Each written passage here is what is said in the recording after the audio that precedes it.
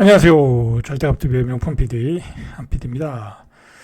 미국의 주식이 녹아내린다고 그래요. 녹아내린다. 지금 월가의 헤지펀드들, 월가의 그루들이 난리가 났어요. 난리가 나서 트럼프의 우군, 트럼프의 그동안 지지자들, 영향력 있는 지지자들이죠. 이제 뭐 뒤에서 이야기하겠지만 월가 형제 다이먼도 이건 아닌 것 같다. 라고 강력하게 지금 트럼프에게 메시지를 보내고 있어요. 쉽지가 않죠. 지금 트럼프 입장에서는 밀어붙일 수도 없고, 밀어붙이면 이 미국의 경제가 무너질 것 같고, 보시죠.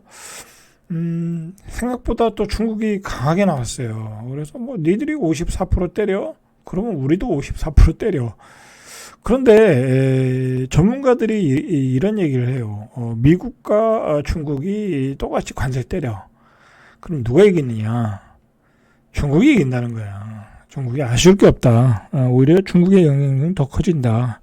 그리고 미국의 영향력은 작아진다. 오히려 중국은 자국 내 소화가 가능한 나라이고, 그리고 뭐 사회주의이다 보니까 통제가 가능하고, 뭐 중시도 부양할 수 있는 나라고. 그렇다라는 거죠.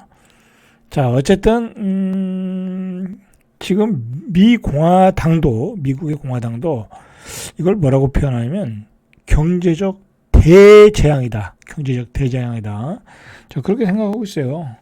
그러니까 지금 트럼프 주위에는 트럼프와 이 관세 정책을 지지했던 나바로라는 수석 전략가가 있나 봐요. 우리가 그 사람 이름을 좀 기억하실 필요가 있어요. 나바로. 자, 그런 핵심 지지자들 외에는 많은 지지자들이 돌아서고 있다라는 거죠. 자, 우리가 또 이걸 봐야 돼요. 자, 미국의 BS의 핑클 미국 수석 이코노미스트는 자, 이처럼 큰 폭의 조정은 미국 경기 확장세에 실질적인 하방 위험을 준다. 자, 그래서 인플레이션은 2026년에 오고 GDP는 줄고 실업률은 상승하고 그리고 앞으로 두 분기 연속 마이너스 성장이 된다. 이렇게 된다라는 거죠. 된다라는 거예요. 자, 그렇게 되면 어떻게 되냐면 금리 인하를 해야 되는 거예요. 자, 이따 금리 인하 얘기는 있다 하고, 자, 지금 또 미국의 이 트럼프의 강력한 지지자들이 뭐라고 얘기했나 보시죠. 자, 그것도 강력한 지지자들, 억만장자들이 얘기하는 거예요. 자, 트럼프 관세는 엄청난 실수다. 켄 그리핀. 자, 이 사람은 미 중산층이 20% 40% 더 비싸게 물건을 살 수 있다. 캐널 랭콘. 이런 사람들이 다 이거 CEO, 헤지펀드 그런 사람들이에요. 트럼프 무역과 관세 공식에 잘못된 조언을 받았다. 자, 그리고 또 앨런 머스크의 동생은 또 뭐라고 그랬냐면 트럼프가 최대 세금 부과 대통령으로서 대통령이 된다. 그리고 로스 전 장관 관세 산출 공식의 논리가 결여되어 있다. 그러니까 지금 그동안 지지했던 지지자들로부터 혹평을 받고 있어요. 그럴 수밖에 없는 게, 지금, 미국의 주식이, 한마디로 다 반대매매 들어갔어요. 반대매매 들어갔어요. 만약에 여기서 더 떨어진다. 한 15,000원, 지금 그 정도 언저리니까, 이게 14,000, 13,000 간다. 그러면 미국의 주식시장은 무너지는 거예요. 그냥 계속 무너지는 거야. 14,000 가는 게 아니라 12,000, 11,000, 막 그렇게 갈 수 있어. 이제 그렇게 가면 안 되겠죠. 그렇게 가면 진짜 미국도 금융위기가 오는 거예요. 헤지펀드들 부도나고 그동안 엔캐리에서 엄청나게 또 빌려서 투자하잖아요. 그죠? 얼마나 많은 돈을 빌려서 투자했겠어요. 만약에 13,000, 12,000 가면 다 부도예요. 미국은. 자, 그런 거에 대해서 지금 트럼프에게 지지자들이 강력하게 경고를 하고 있는 거예요. 자, 세계 최대 헤지펀드 시다델의 설립자이며 억만장자 투자자인 켄 그리핀. 자, 이런 사람이에요. 대통령의 상호관세는 중산층 가구에 대한 막대한 세금을 부과할 거다. 아까 한 얘기죠. 그죠? 자, 이런 경고를 하고 있다. 자, 여러분들, 지금 트럼프가 원하는 거는요, 트럼프가 원하는 거는 최종적으로 금리 인하예요. 금리 인하. 경기가 안 좋아져. 그러니까 이제, 뭐, 어쨌든, 이렇게 추진하다 보면, 그래, 트럼프도 무슨 생각이 있을 거 아니에요? 이렇게 추진하다 보면, 경기가 안 좋아진다. 그리고 유가도 떨어진다. 지금 유가가 뭐, 잘못하면은, 지금 $60 근처인데, 잘못하면 41달러까지 떨어질 수 있다라는 비관적인 전망이 나오고, 지금 구리값도 폭락하고 있고, 아니, 뭐, 세계 경제가 안 좋은데, 물가가 올라가겠어요? 지금 무역을 다 서로 무역 장벽을 치고 있는데, 안 되겠죠? 자, 그러니까, 미국이 올해, 이런 상태로 간다고 하면, 최대 4차례까지 금리 인하를 할 수 있다. 자, 그런 전망을 내놓고 있어요. 자, 그러면서 6월 달에 금리 인하 가능성은 99%. 패드워치에 따르면 이게 이제 예상하는 그런 시기거든요. 일종의 기준을 알 수 있는 건데 6월에 금리 인하는 99%, 그리고 앞으로 4차례 정도 금리 인하를 할 수 있다. 여러분들 이거에 포인트를 맞춰야 돼. 중장기 계획은 이거에 포인트를 맞춰야 돼. 자, 7월에도 25pp 인하 73%, 자, 9월에 인하 54%, 12월에 인하 70%. 자, 그렇게 되면 10년물 미국 국채금리가 요즘 이제 계속 떨어지니까 4% 아래로 떨어졌는데, 자, 그러면 이제 한 3%대로 되겠죠? 지금 4.25인가요? 4.5인가? 그렇잖아요. 정확히 모르겠네. 자, 그러면 4차례를 내리면 3% 초반대로 떨어지는 거야. 3% 초반대. 우리로 보면 한 2% 초반대. 자, 이렇게 되면 어떻게 되겠어요? 여러분들, 금리 인하를 한다는 얘기는 주가를 많이 떨어뜨리고 그 기대감으로 주가가 올라가겠죠. 그죠? 자, 여러분들, 제 개인적인 생각인데, 이 금리 인하를 하면, 오늘 나스닥 선물이 많이 올라가네. 그죠? 반등하죠. 제가 반등한다고 그랬어요. 자, 금리 인하를 하면, 우리 주식시장도 금리 인하 호재감으로 올라갈 수 있거든요. 그러면은, 제 개인적인 생각이에요. 자, 코스피보다는 코스닥이 상승률이 더 좋을 수 있어. 이게 금리 인하 수혜주거든. 그죠? 여기서 아주 뭐랄까요, 크게 급등하는 주식이 나올 가능성이 있어. 금리가 지금 3%다. 근데 한 1% 정도 떨어진다. 그럼 사람들이 투자를 많이 할 거 아니에요, 코스닥에. 그렇죠. 자, 마찬가지로 만약에 트럼프 생각대로 이제 몇 가지 전제 조건이 있겠죠. 이제 금리 인하를 들어간다. 그러면 미국의 주식 시장도 어느 순간 바닥을 찍고 그 인하 기대감으로 다시 올라갈 수 있고, 자, 우리 주식 시장도 올라갈 수 있어요. 일단 그런 관점에서 여러분들 지금 트럼프의 관세 정책 때문에 망한다, 한다, 그런 거보다는 이 금리가 어떻게 될 것인가, 그게 포인트를 맞춰야 돼. 제가 누누이 얘기하지만, 그래야 여러분들이 어디에 투자를 할 것인가를 알 수가 있는 거야. 그렇죠? 그리고 중장기적인 계획을 세울 수 있는 거야. 그러니까 어느 정도 이 트럼프의 정책의 윤곽이 나오고, 그러면 그때부터 금리 인하가 본격적으로 시작될 것이다. 그러면 그 주가의 저점이 잡히거든요. 그때 여러분들이 골라서 들어가셔야 된다라는 거예요. 지금 들어가는 거는 제가 뭐라고 얘기할 수 없는 거고, 왜냐면 더 떨어질 수도 있는 거니까. 예? 저는 어제 다 들어갔죠. 그래서 오늘 아침에 어느 정도 고점에 팔았다가 또 종가에 또 샀어. 왜? 오늘 나스닥이 올라갈 걸 좀 예상을 했거든요. 자, 이 나스닥은 이따가 끝점에 한번 보시고, 자, 보세요.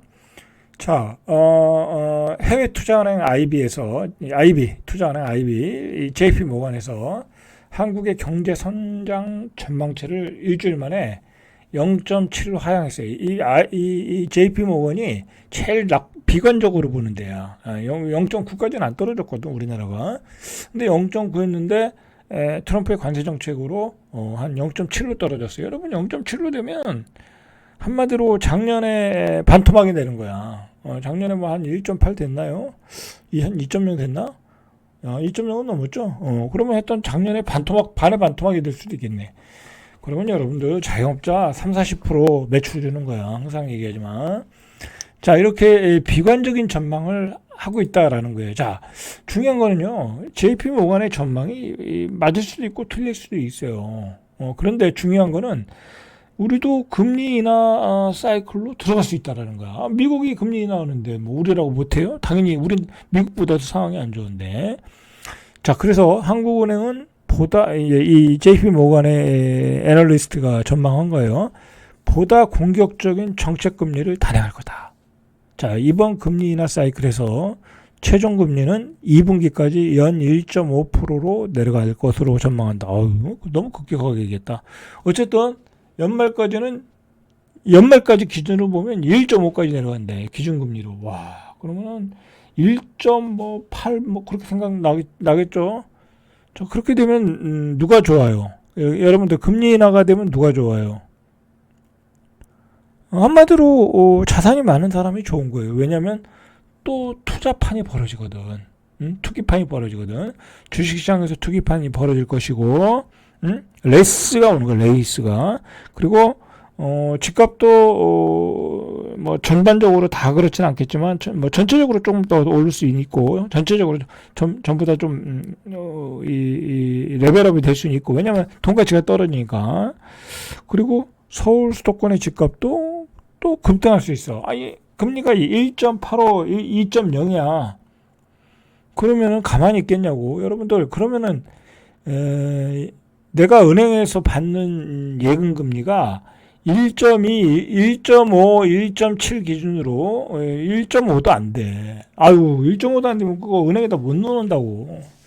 자, 그러면 그 돈을 가지고 또 막 투기하러 다니는 거야. 자, 그런 투기 레이스가 벌어질 가능성이 있다.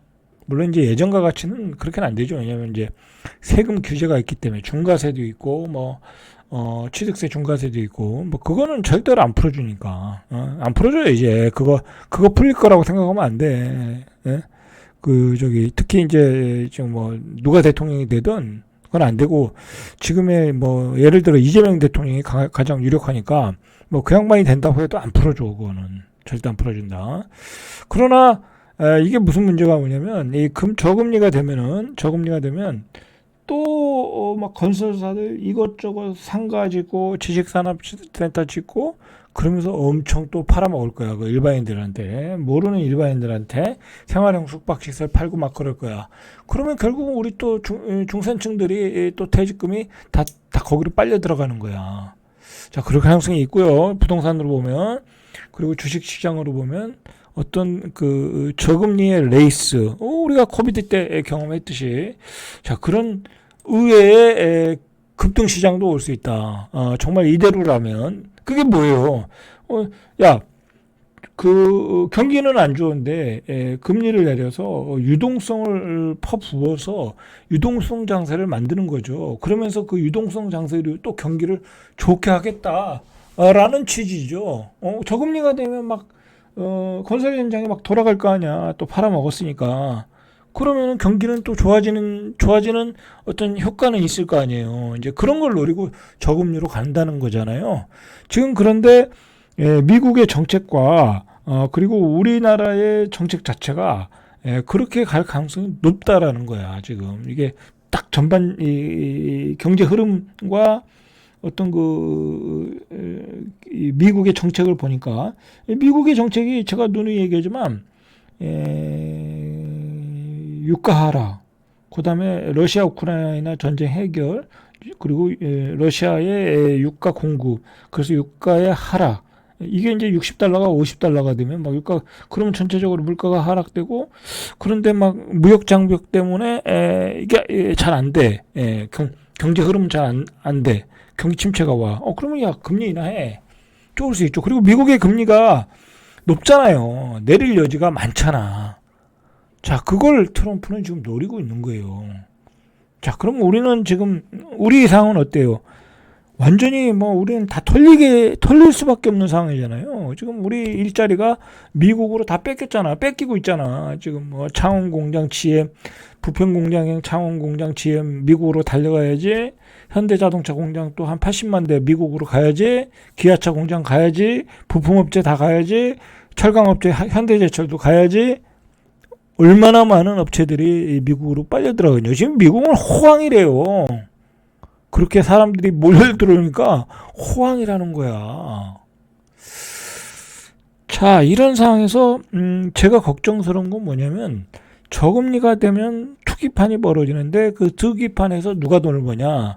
바로 재테크에 지식이 있는 사람들, 저 같은 사람들이죠. 그죠? 저 같은 사람들. 그 다음에 자산가들. 그럼 많이 재테크를 해봤으니까. 자, 그런 사람만 돈을 버는 거예요. 그걸 인지를 하고 들어가는 거죠. 예를 들어 여러분들 굉장히 중요한 얘기예요. 이거 중요한 얘기예요. 잘 들으셔야 돼.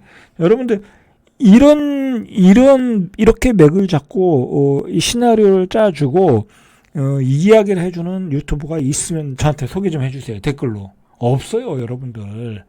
그만큼 제가 현업에서 주식 투자도 엄청나게 하고, 그죠? 부동산은 뭐 나름대로의 또 전문가이고, 그죠? 저만큼 또 부동산 꿰차고 있는 사람도 드물어요.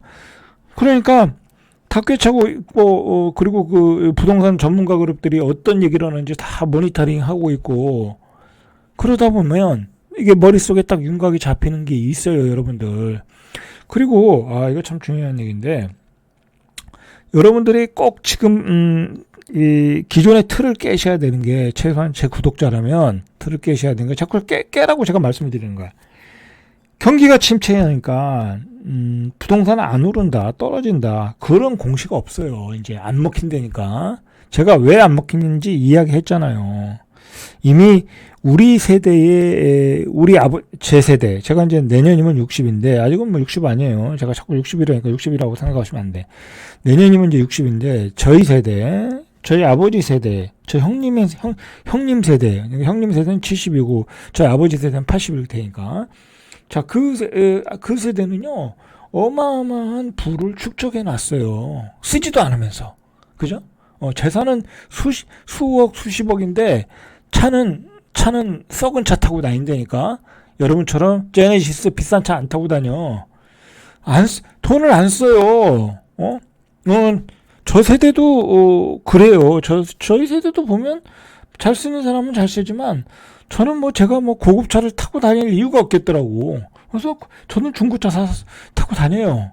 안 써요. 안 써. 안 쓴다니까. 그러면은 자산만 모으고 있는 거야. 그 자산들이 우리 아들한테 이전되고 있는 거예요, 지금. 그러면 그 이전받은 자산을 가지고 어떻게 했어요? 자, 송파로 가고, 마포로 가고, 서울로 가서 분양을 받고 있는 거예요, 지금. 그렇게 유동성이 세대와 세대를 거쳐서 가고 있기 때문에, 이 경기 침체와 상관이 없는 거야. 이 부동산은 이 공장에서 찍어내는 물건이 아니잖아요. 한없이 공급할 수 있는 게 아니잖아. 서울 아파트를 보면 알잖아요. 그리고 가장 문제점이 뭐냐면요.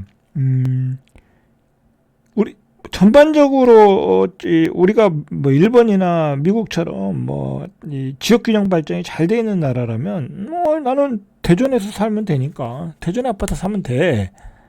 그죠? 갈 필요 없잖아, 서울에. 부산에서 살수면 부산에서 사면 돼. 근데 그게 안 되잖아요. 그죠? 안 되잖아. 다 서울로 가잖아. 그러니까 서울에서 폭발점이 일어나는 거야. 물론 요즘 세종이 핫하지만, 예? 세종은 제가 나중에 따로 방송해 드릴게요. 자, 그런 지점에서, 다 몰려가기 때문에, 그 유동성을 다 빨아들이는 곳에서, 어떤 시세 폭등이 일어나는 거야. 자, 거기다가 연말에 또 저금리가 된다고 하면 어떻게 되겠냐고. 거기다가 그러니까 제가 이제 가끔 이제 이야기하는 게 뭐냐면 올해 이런 저금리 기조로 간다고 하면은 연말 전에 주식시장에서 여러분들이 돈을 벌어야 돼. 분명히 저금리가 오면요 유동성 장세가 오게 돼 있어요. 돈이라는 것은요, 유동성 저금리가 되면 막 돈이 그 뭐 투자은행에 쌓이거든요. 투자하겠다고, 응? 쌓인다고. 그러면은 지들이 막 호재를 만들어서 띄워요. 뭐 옛날에 우리가 2차 전지 올리고 뭐 방산주 올리고 하듯이 지들이 테마 만들어서 막 어마어마하게 띄우는 과정에서 또 상장하고 그렇게 간다니까요. 말도 안 되는 기업도 상장해서 또 몇천억 땡겨 먹고 그러잖아요. 그렇게 해서 다 2차 전지 산업을 만들어 나갔잖아요. 결국은 좀 중국한테 치이고 있지만 완전히 물 먹었지만 그러면서 옛날에 언택트 주식도 가고 그랬잖아요. 그죠? 그렇게 된 거예요.